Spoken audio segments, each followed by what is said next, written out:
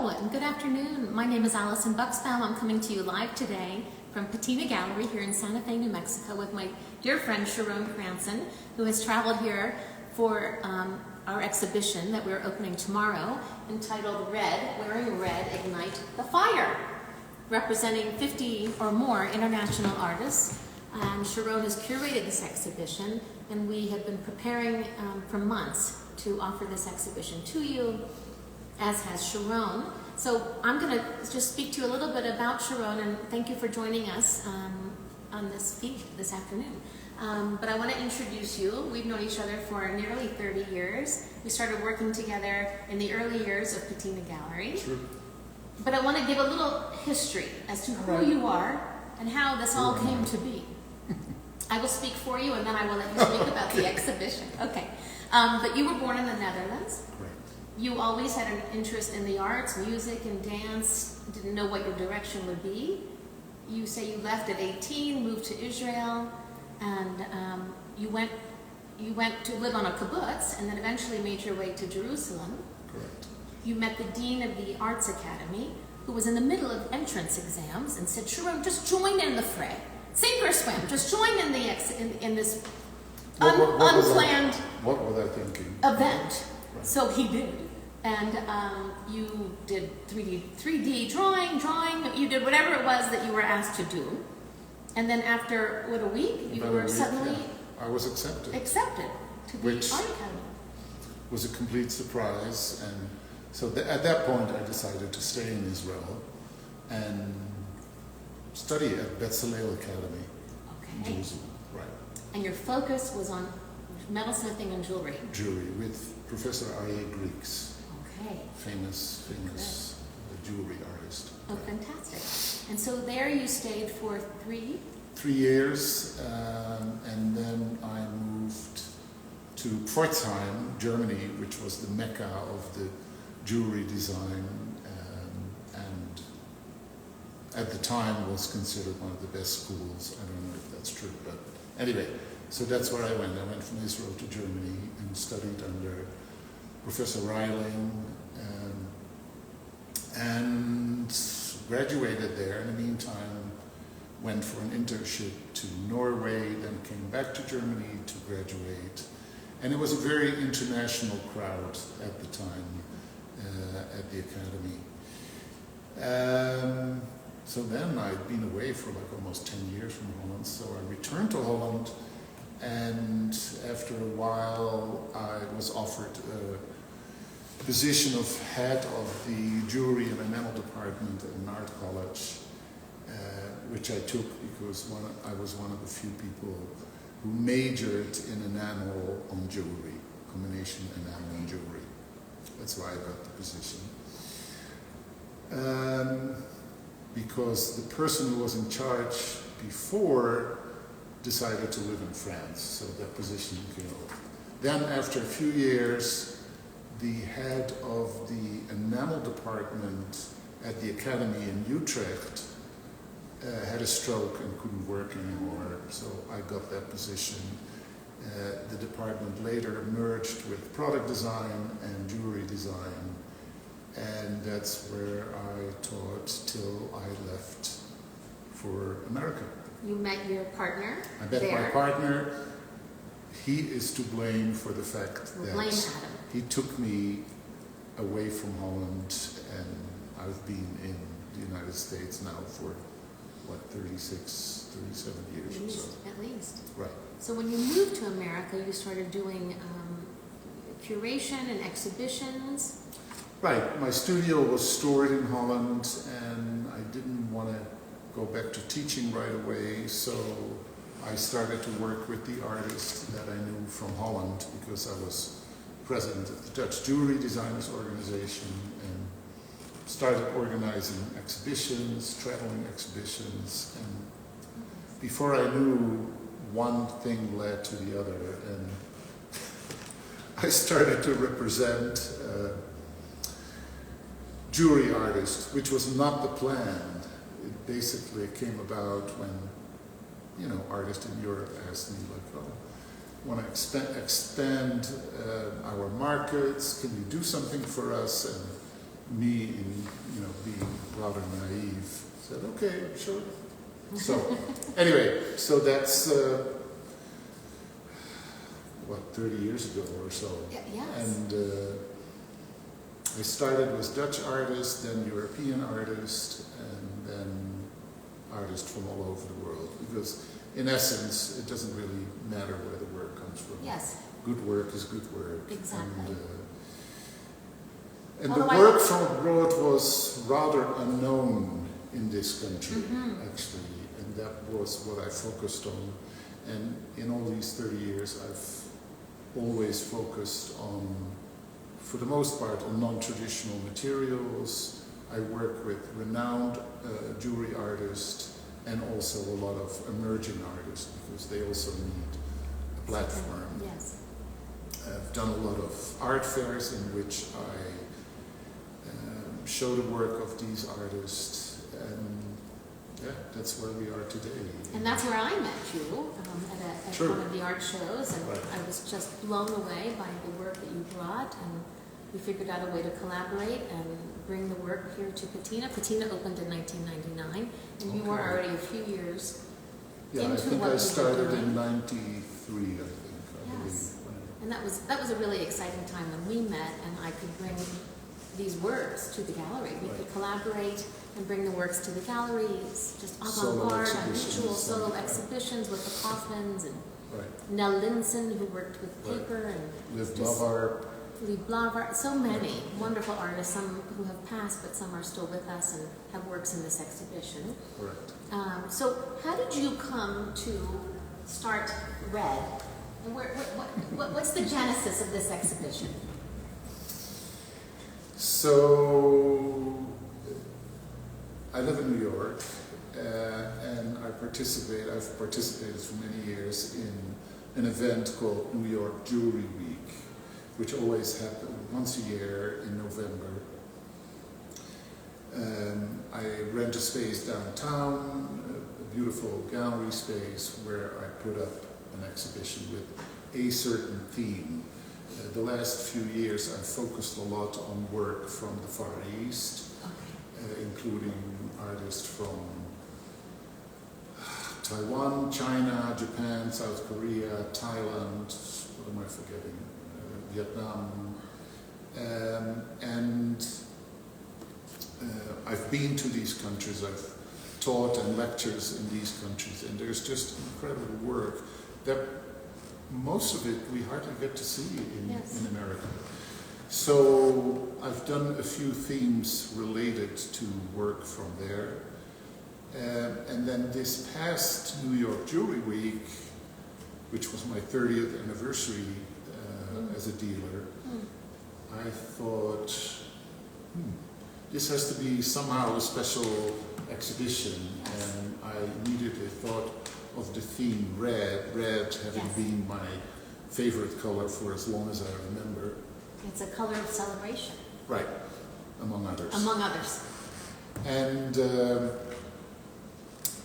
it's kind of tricky because red, there are probably a lot of people who love red, but wearing red on jewelry requires a certain courage. Not everybody wants to draw that kind of attention to themselves. But I thought, hey, I'm going to do it. It's my exhibition and it's my celebration. So I invited about 60 artists, each represented with 3 to 4 works. They were literally from all over the world, except maybe Africa, but other than that, South America, North America, Europe, Australia, Asia.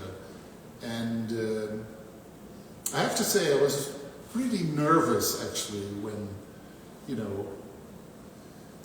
we started, and because I thought, I have no idea what the reaction is going to be, what the response is, whether sales would be good, I have no idea.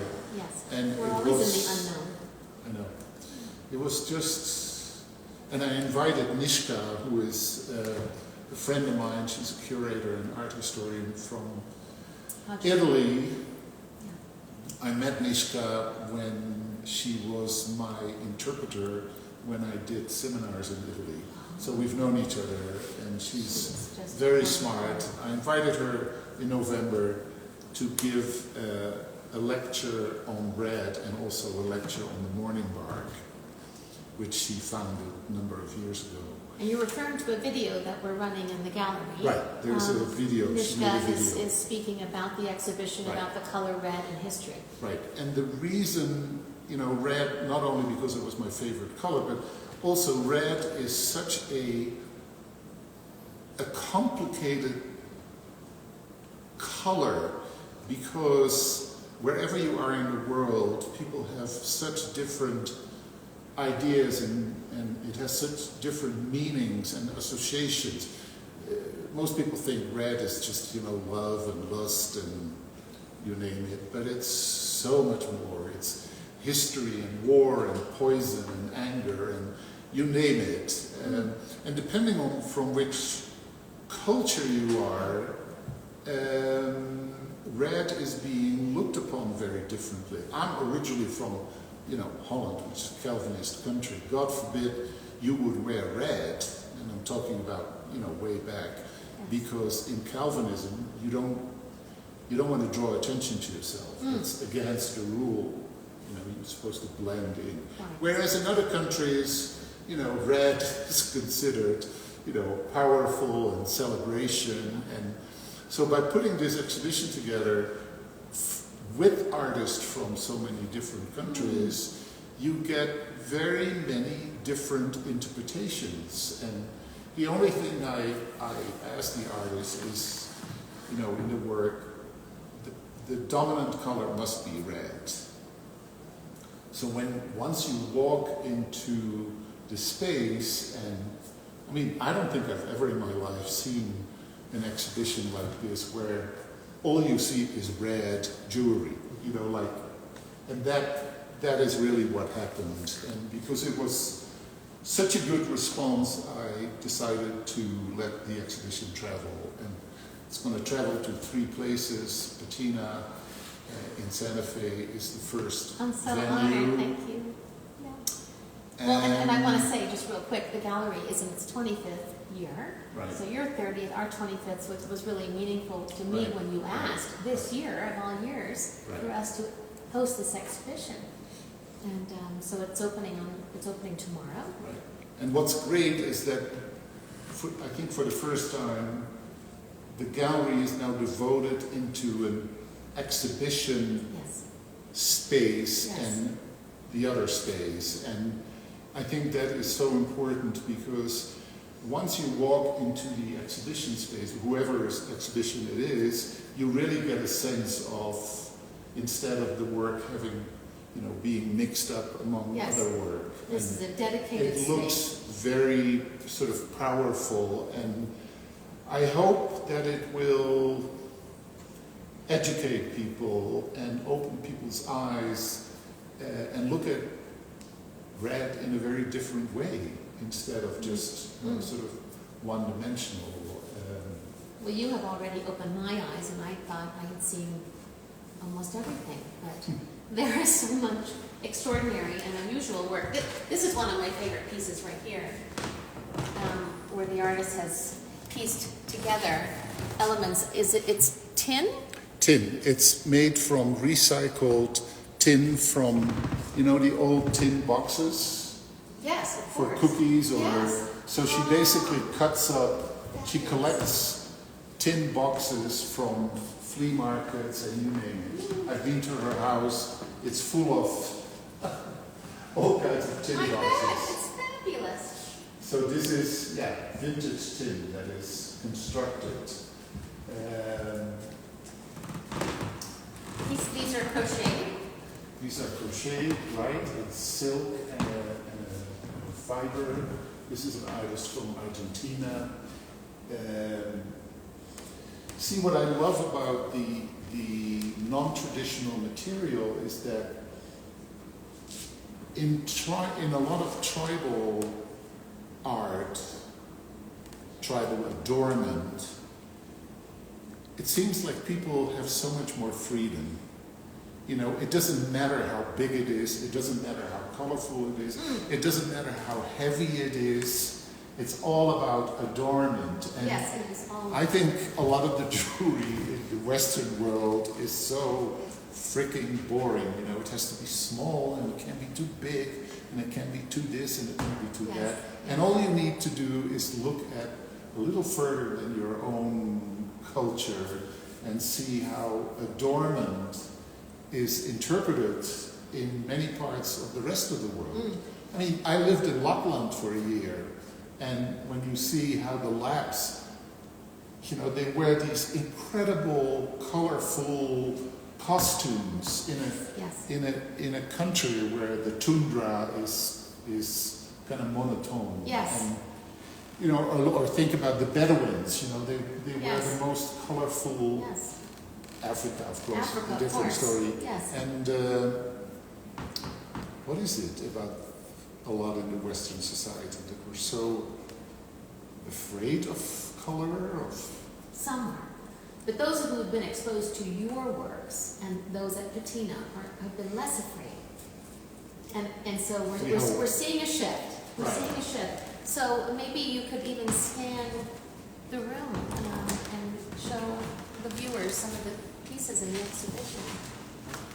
This is made of leather. This is an artist from Greece, stitched together. This is an artist from South Korea who works with hand-dyed strips of Velcro that are stitched together. So it brings to mind the notion that for as long as centuries, we label work that is precious, basically consisting of gold, silver, stones, etc., etc. That is what precious jewelry is. Through my professional life, I have worked a lot and worked towards the notion that, in my opinion, what makes a piece precious is to what extent the artist has infused the work with his or her specific je ne sais quoi, that doesn't really have a name. Whatever their juice is. Whatever that juice is. And so you look at maybe here, like a worthless piece of cardboard from an artist from Japan. I adore this work. It's Worthless material. Yes, found material. Right. To me, this looks so precious. What she, in this case, has done with it. I agree. Some of my favorite work in the show.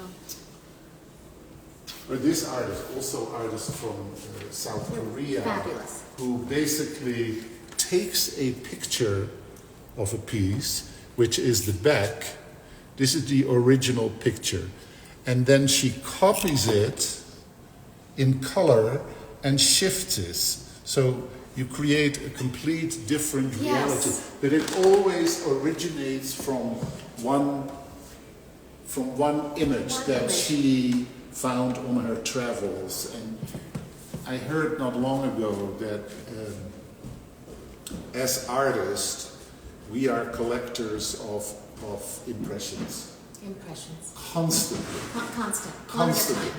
Right. And we store it, and then what we do with it is a whole different story. So, the mind is amazing, and after having been in this field for 55 years, like you said, I think I've seen everything everywhere in the world. Yes. But the mind is endless, and it happens so often that, I open a package and I get to see this work, and I'm like, what is the gift here? What is the great gift? And that is really, the gift to me is the person who made it is showing his or her mind. No question. Right? The mind And and the that hand and is, the heart. and that is such a,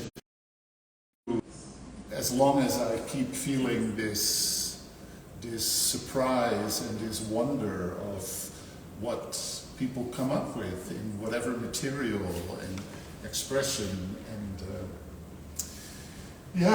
well, you've gotten a quick tour of the exhibition. There's a lot to see. And a lot of history. There's a lot to see. And a lot of history also.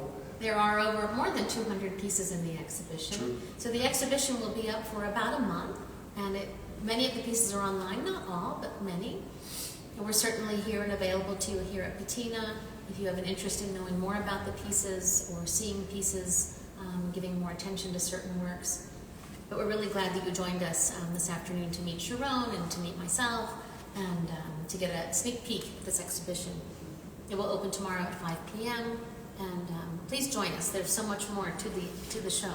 And we will be there. We will be here to answer and ask. Answer and just what I often say is just be a sponge. You know, you don't have to immediately. You have to look. A lot of people just glance, like, oh, see. No, when you really look, you get this sort of and so great many, gift. All of the pieces really pull you in. And it brings up questions. It does. Is this wearable? Yes, it is wearable. Every piece is wearable. Brooches, necklaces, mostly. And what is it supposed to express? And that, I personally love work where it's not so clear, like where the message is not so clear, where it sort of remains kind of a mystery. A little mysterious. What am I looking at? And that's what draws you in. Right. Yeah. That's the idea. It is worthy of our attention. Thank you, Sharon. Anyway, thank you. Thank you. It looks beautiful. I'm so glad you're here. The space looks wonderful. Thank you. Thanks for joining us. Come and see the show opening tomorrow and visit with us online and give us a call. We're here to answer all your questions. Have a great evening. Bye. Bye.